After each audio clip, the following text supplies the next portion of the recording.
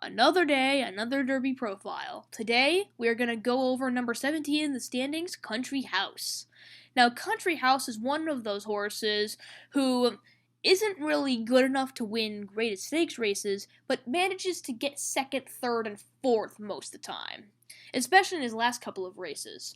After a decent 3.5 length win in his first ever victory, and only career victory at the moment, he then decided to go right into Grade 2 company in the Risen Star. Although he was all over the place, zigging and zagging down the stretch, he still got second place, with War of Will being the clear winner.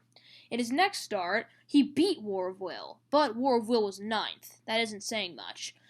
When it came to the actual race, he was a distant fourth, and only had 30 points. Now his Derby chances were put into jeopardy. He had one final prep that would either seal it or not seal it, the Arkansas Derby. Yet again, he was a distant loser, but this time racked up a third place finish.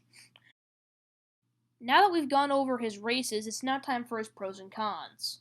Now, for pros, he seems to be a very strong finisher, giving it all he has to try and pass as many horses as he can before the finish happens.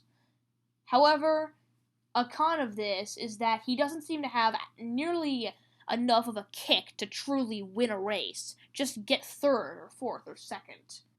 Another pro is that he managed to finish third in a Grade 1 race in the slop, so he might be ready for almost anything, but the real cons are, well, for one, he doesn't seem to have nearly as much of a late kick to win a race, and, as well as that, his last two races, while they were fourth and third, he was very distantly behind the victors.